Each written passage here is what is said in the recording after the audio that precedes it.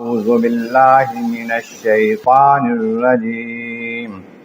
بسم الله الرحمن الرحيم.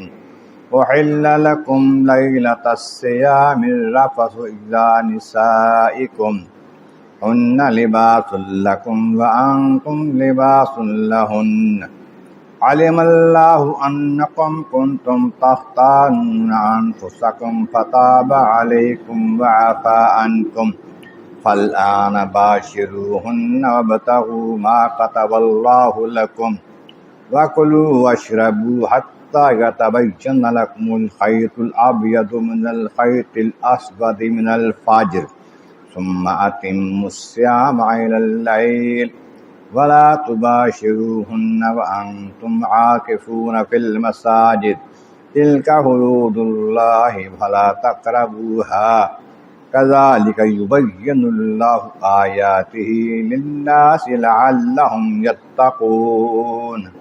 صدق اللہ العظیم. حمد و ثناء رب کریم اور درود و سلام بر سید خیر الانام کے بعد سورۃ البقرہ کی آیت نمبر 187 تلاوت کی گئی ہے، جو دوسرے پارے کے 7ویں رکوع میں ہے. اس سے پہلی آیت کریمہ میں فرمایا گیا، محبوب جب میرے بندے میرے بارے میں آپ سے پوچھیں تو بتا دو کہ میں قریب ہوں اور دعا کرنے والوں کی دعاؤں کو سنتا اور قبول کرتا ہوں. جب بھی وہ دعا کرتے ہیں، جب بھی مجھے پکارتے ہیں، چاہیے کہ وہ میرا حکم مانیں، مجھ پر ایمان رکھیں تاکہ وہ راہ پائیں، ہدایت پائیں. اب اس آیت کریمہ میں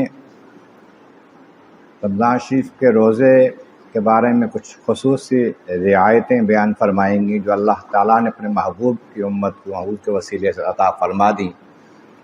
پہلے یہ طریقہ تھا کہ رمضان کا روزہ رکھا ہے کہ جو روزے فرض ہیں وہ رکھے گئے، روزہ رکھا، شام کا وقت ہوا روزہ افطار کر لیا، عشاء کا وقت ہوا پھر روزہ شروع ہو گیا.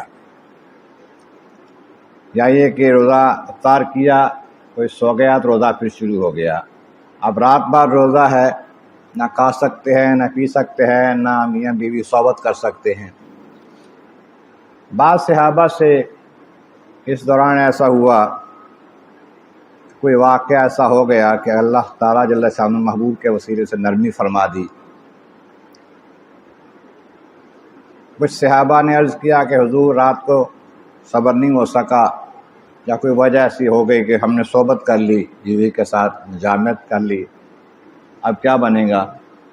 اللہ تعالیٰ نے نرمی فرما دی اور آیت نازل فرما دی. اسی آیت میں دوسرا واقعہ ایک یہ ہوا کہ ایک صحابی ضعیف تھے، کمزور تھے، روزہ رکھا،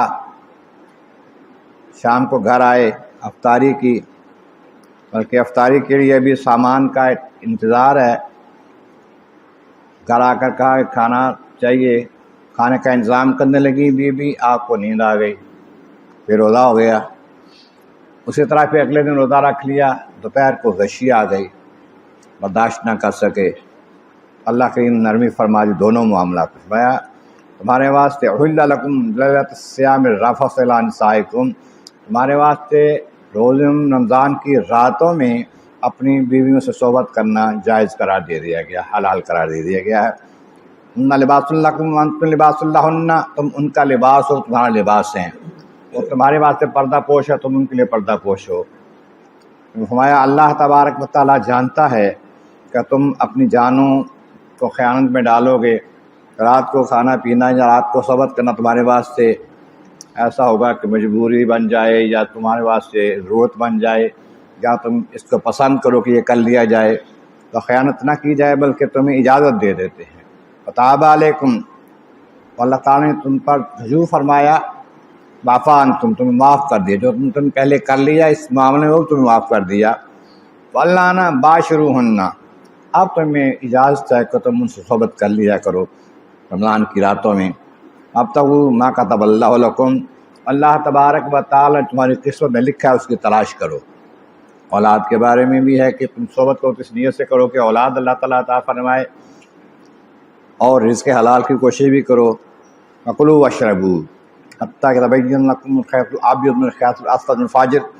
پھر رات بھر اجازت ہے کھاؤ پیو جب چاہو ساری رات میں سحری تک، یہاں تک کہ صبح کا ڈورا جو ہے رات کی سیاہی سے ظاہر ہو جائے۔